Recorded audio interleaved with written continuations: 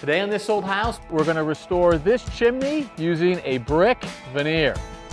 And I'm going to show the homeowner how to get rid of mold and mildew and prep to paint. And today we take a brand new look of upstate New York from the air.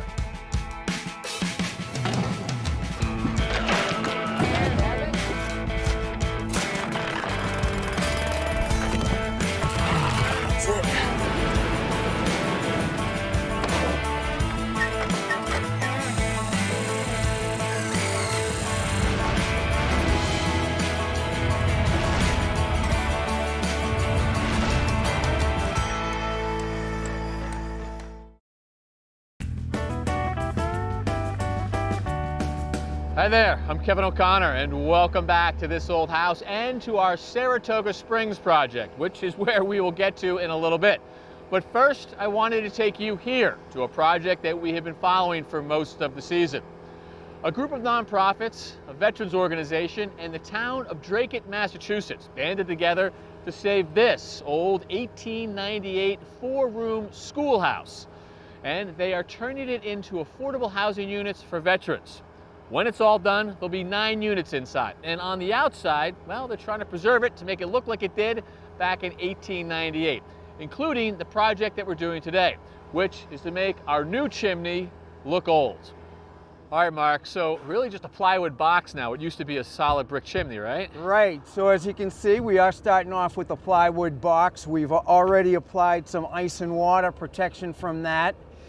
After that, Kevin, we're gonna put up this grid. This is gonna be what holds our brick into place. Yeah, and when you say brick, I am surprised to see this come into the bucket with us, a box of fake brick. So this is the new deal. It's a thin brick. It's a real brick that's just been sliced to 3/4 of an inch. Oh, so it's real brick, huh? It's a real brick. We used to fight the fake brick all the time, but now that they're making it real, the look is the way we want it. We're taking a real brick and just slicing that off right there. That's so you end right. up with a piece or 2 pieces maybe from either side? That's right. So the benefit is always going to be that it's less work, but also we don't really need to support this brick. So we don't have to have a foundation or an angle iron in this position. It literally on a couple layers is just going to end up being stuck to the wall. That's right. To everyone's eye down on the ground, real brick. It's going to look real because it is real. So you're fine. You're finally comfortable doing it. I'm finally comfortable doing this. For decades we were like, we're not going to touch this stuff.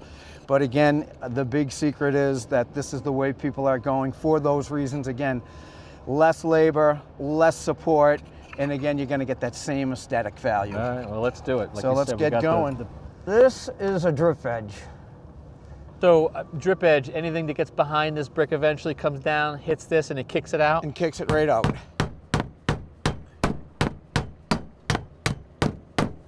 All right, we're ready for the panel. So just a big metal sheet? It's a big metal sheet. Gonna sit right on our drip edge. We're gonna hold this in with some screws. You're actually perfect right there. Okay, good. This panel actually gives us a little bit of movement and a little bit of flexibility. So if natural material wants to move, this panel will move with it and therefore will not affect the brick.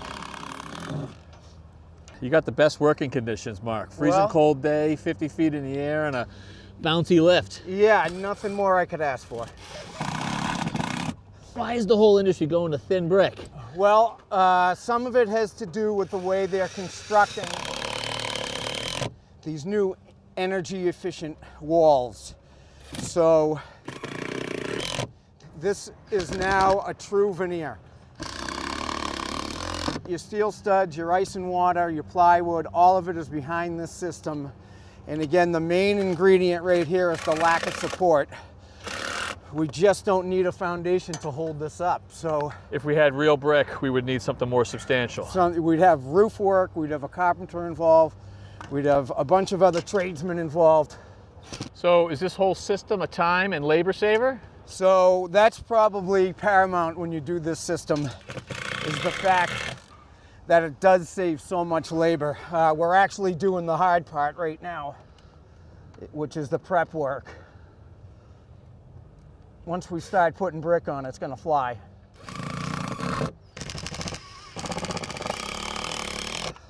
Okay, Kevin, so I have this laid out in a running bond. So I'll pass you a brick, you can lay it in, we'll work our way down, and then we'll just go half full, half full, half full, all the way up this panel until we can get that panel on. Let's do it. So all I'm gonna do is use a construction adhesive, and I'm gonna dab once, I'm gonna dab twice, and that's all I need. That is it, huh? That's it. So I got these tabs right here. I presume I just rest it on the tab and put it up to our line? Rest it right on the tabs. Little press? Yeah. That's it? And that's it, she's in. The mason in you must be dying right here, Mark. This is a tile job. It's a tile job. So I'm gonna hit that line on the right. I'm gonna sit on those tabs. And I'm gonna leave you a little gap right there, Mark, for your mortar. Yeah, great.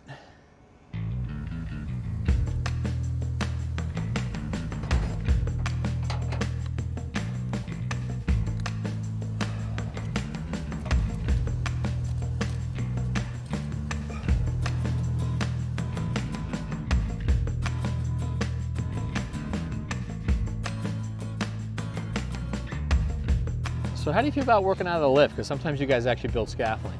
Right, which is what I prefer, but because of the slate roof that we have under us, it's very fragile and I don't want to damage it, so that's why we're in the lift. The unfortunate part about the lift is it does change what I do a little bit. Normally, I would go all ice and water all the way around. I would put the panel system up all the way around, throw the brick in all the way around. Then I kind of let everything set up and I'll come back and do the mortar after that.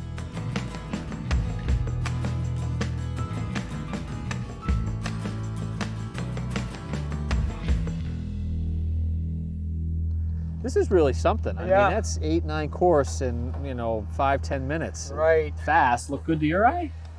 It looks good. Okay, so we're gonna wrap the corner right now. We have a corner piece, thank you very much. It's the real brick material, but they've given you the convenience, the labor saver of a prefab corner. Exactly.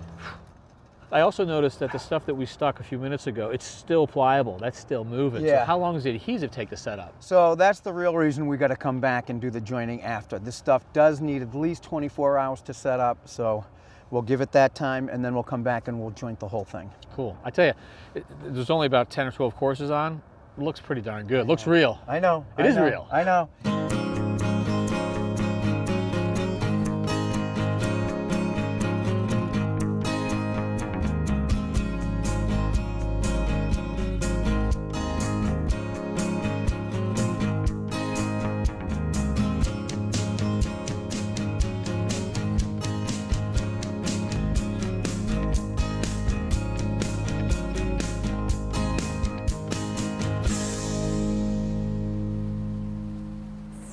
Yep, we'll give you that really nice. Evan, Whitney, good to see you guys. Hi, Kevin. You must be Sarah. I am, yes. Pleasure to meet you. Pleasure to meet you. Thank you for the beautiful showroom. You letting us use it? Thank you for being here. So this has got to be exciting, getting past some of the demolition and forgetting about the framing for a day and start talking about the dream kitchen, right? Yes, yes. It's a little more of an optimistic phase, so. Right. Sarah, can you give us sort of a lay of the land with sort of how everything is coming together in terms of layout? Sure. So the front of the home is up here. We have the back of the home along this wall here. And then we will have most of the walkway space, the entry point through this area of the house. It's a big space, right? I mean, we've got a sort of an informal dining area here. Yes. And then walk me through your decisions with this. Yes. So they wanted to be able to have a good amount of seating with one level as opposed to two, giving that opportunity to entertain. You love to cook, so dual function was important. And so where is fire and refrigeration? So the range wall runs along here, just opposite the sink, and then we have the refrigerator on this Gotcha. adjoining wall. Okay, so good orientation for us from the drawing here. A rendering as well, which is always very helpful. Evan and Whitney, does that meet your vision of what you were hoping for? Yeah, it kind of started, we were looking online and I saw an image of a gray cabinet, wood island with white backsplash that looked really nice. So we really wanted to try and incorporate the wood from the island into the wood hood above the stove. So we were able to use actually the same material, which is great, but we'd actually envisioned it even being a little bit thicker. All right, and then as we move around to the refrigeration wall, this is the other half of the L. So here we will see stainless, and above the fridge, open shelving for some storage. Yes, the cookbook nook. Yes. We need a spot to store all of my cookbooks. Yes, a wish list item. The thing that I noticed is the height of the upper cabinets. That's a lot of cabinetry right there. Is that upper cove going all the way to the ceiling or just below it? It is. It rests right at the ceiling. We have 48-inch high wall cabinets Wow. with a two-piece crown. And that's what you guys are looking for, that sort of sophisticated look. We did. We wanted to avoid the empty dead space you sometimes see above cabinets that collects dust and you have to get up there to clean and things like that. So in terms of door styles, what did you guys ask for? We wanted clean, simple lines. So when they say simple lines, where does that lead you? That led me right to a shaker style door. Okay. Everybody to the shaker style door, right? Classic, simple door. Very classic, very simple. Yes. Your guys' thought on this? It's clean and simple. We liked it. I wanted to see something maybe a little bit more modern, a little bit different than super plain. Which sends you where, Sarah? So then we started to look at this door here, which has just a little bit of detail, but still maintaining that clean line. So as you guys see the two next to each other, We definitely prefer the white. so clean enough, simple enough, but not too simple. Exactly. Yes. There you go. So this is what we are looking at in the rendering right there. Yes. While we're here, how about color? Two-tone for you guys. Your natural wood color is this? Yes. And then I presume this is perimeter color as well. Yes. Correct. Does this stand for your countertop on both island and perimeter? We would like to keep the countertop the same on the island and the perimeter. So that's like a lighter marble. I presume this is a quartz type material. It is correct, yes. Popular these days, right? Yes, they had a very clear vision. And then when you put the two together, you guys are going to be like this on the island. Same material for island as well as all of the perimeter cabinets. Yes. So you're going to have that look all the way around. Correct. And then we'll have just the white subway tile on the back. So you guys have got some pretty classic forms right here between sort of the modified shaker, subway tile. Absolutely. In terms of lower cabinets, guys, your thoughts? What were you looking for? Well, we don't know that it's in the budget to do any inserts, but Winnie really likes a lot of the ones she sees here. I would like all the inserts. So there's one. It does help organize things, that's for sure. Yes, I'm key on This one's cool. organization. I love the double layer here as well, and also the fact that this is removable for easy cleaning. Okay, what else you got there for storage? Anything else that piques your guys' interest? These are movable dividers, which again, I think is just convenient, easy for cleaning. And again, if you have a couple custom utensils that just don't quite fit, you're able to remove one to accommodate. And then in terms of doors and functionality, have you guys decided? And are you thinking of something like this with the inset? Yes, maybe. He has the blank look on his face. Help him out, Sarah. What are his choices? We certainly can do the inset. What I show in the renders here is a full overlay, which gives that nice clean line that we're looking for in the space. Yeah, I mean, that looks great. Clean line. It looks good. You had him right there. All right. Well, that's why you're here, to help you make these decisions, which is perfect. And also help with the bathrooms too, right? Did I hear that you're helping us with those? Correct. Yes, several. We have several to design and So work through. more fun and more Yeah. decisions to be made, which you have some time, but not forever. too much. Yeah, so I guess you have to get Not through. forever. All right, well, back to it. Have at it. And Sarah, nice meeting you. It was a pleasure meeting you. Thank you. Thank you.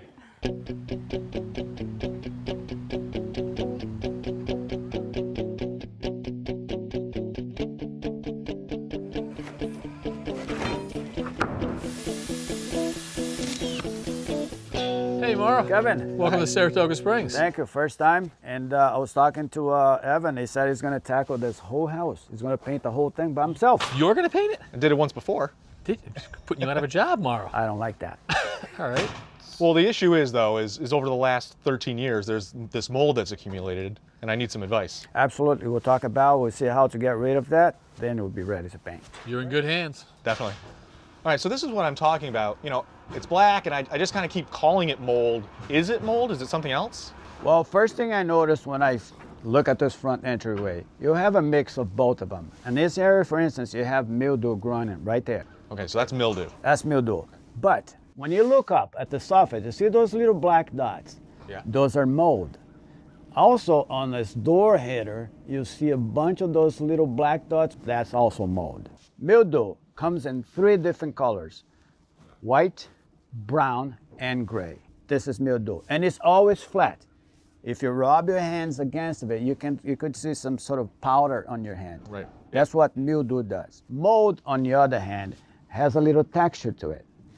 And it comes in many different colors. It can be red, it can be brown, it can be purple, red, or black. It's the worst one. So if you rub your hands against that, you will see a little texture. That's what mold does, okay? And the treatment is the same. So for mildew and mold, this is what we're gonna have to clean up.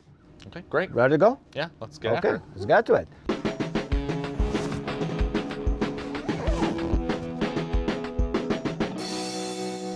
All right, it's good to have this. This is gonna protect us even better. But I also want you to use this for your eye protection. Okay. Never too much. All right, let's put this on, and then we're gonna get the product, the pump sprayer, and we go for it. Great. I wanted to open that up for us. I'm gonna dump this whole gallon right in there. I'm using a wood cleaner that's made of salts and special detergents. It can be purchased online and in some paint supply stores. The good thing about this, we don't have to add any water to it. We're gonna use the full strength. Nice.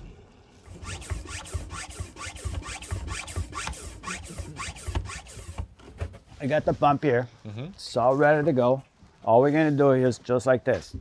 Just press that thing. So now, do we have to brush this or scrape it or work it in any way? Okay, here's what we're gonna do. We're gonna let it sit for about 15 minutes, and then we're gonna rinse it off, and then we'll see what else we have to do it. Well, I can see it's, as it drips down, it's kind of taking some of that black mildew It's already with it. working. That's a good sign for us. So you wanna do some? Sure. You wanna try this? Yeah, There we go. especially kind of in this corner, you can get around there.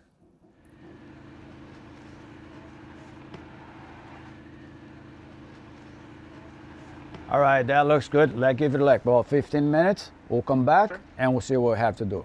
All right? Great. It looks good already. I like it. Well, take a look at that. With one application, it get rid of about 90%. Yeah, it looks amazing. All right, what we're gonna do now, we're gonna rinse this off. Just in case if we need an extra elbow grease, I get one of this. Sure. All right?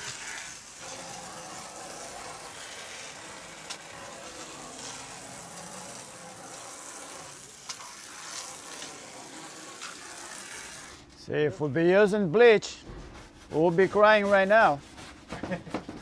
All right? Yeah.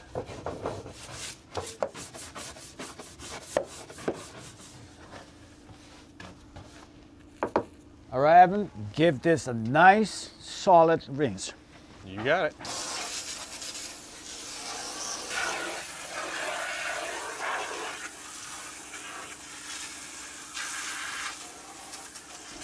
All right.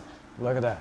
It looks amazing. It looks beautiful. So what's next, or how soon till I paint? Now this came out so nice and clean. We want to wait about 2 to 3 days to dry really well. And then what I like you to do, to get me a good grade of exterior primer, all right?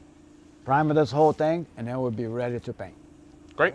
Since you like it so much, let's keep going on the front. I can do some more. All right, let's do this.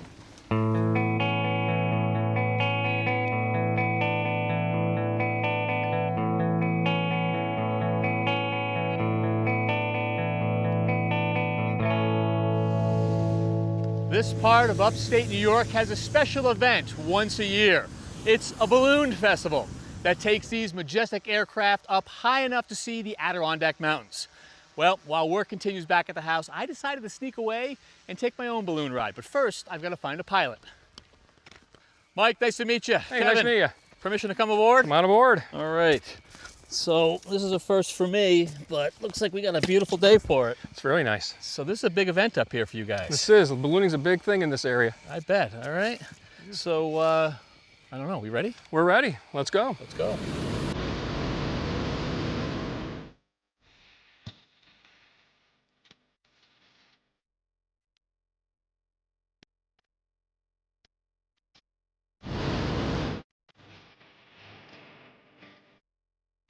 So tell me how popular this is. You got the big festival a couple weeks ago? We did. We had a big festival here. Brings over 100,000 people throughout the weekend. We had a smaller version of it this year. We only had about 50 balloons at it, but typically they'll get 85 to 90. 85 to 90 balloons, 100,000 people. Yeah. How long you been doing this? Been doing this for 27 years. You got quite the job. It's a lot of fun. So how did you get into it? So I got into it when my parents took me to the balloon festival when I was really young. But then I started working with a guy in town who had it as a business, and I crewed with him for about 4 years, and then I purchased my own balloon, and so I kind of did it for a hobby. So what is the balloon made of? So this balloon's made of a diamond weave ripstop nylon. So this balloon is 105,000 cubic feet. So that's basically 105,000 basketballs. In a basket? Basket is all handmade out of wicker. And they use wicker because it absorbs the shock on landings. So when it's not the big festival weekend, are you taking folks out every week? We are, yep. We're usually out, on the weekends with the, depending on the weather. Yeah. And what am I looking at? What is this mountain range? So right over here you have the Adirondacks. Beautiful. You can see part of Lake George ahead of us. Oh yeah, The big lake. The mountains to the farthest out, those are the high peaks up in Lake Placid. Oh wow. On this side we have all of Vermont. Yeah. So those are the green mountains over there? Green Mountains over on that side.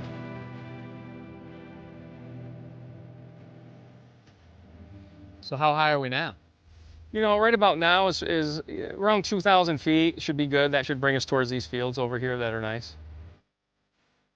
Yeah, you can see the deer running across the fields. I mean, this is ancient. Same as it's always been. This has been going on for a long It's time. been going on for a long time, since 1783. 17. Not quite this form, Yeah. but the idea is about the same. Really? First balloon ride? First balloon. Where? It took place in France. No kidding. Yeah. How do you get them down and land them in the right spot? It's a little bit of magic. We use vent line sometimes, or sometimes we just let the balloon cool and come down into a spot that we want.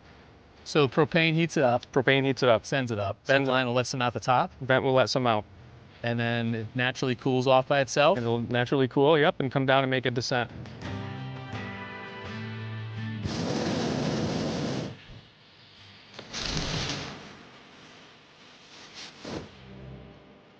There you go, right off the top of the tree.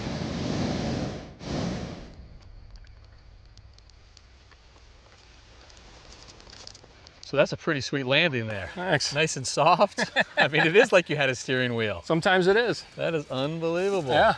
So for all of us, I'm Kevin O'Connor for this old house here in Saratoga Springs. Thank you, Mike. Very much appreciate it.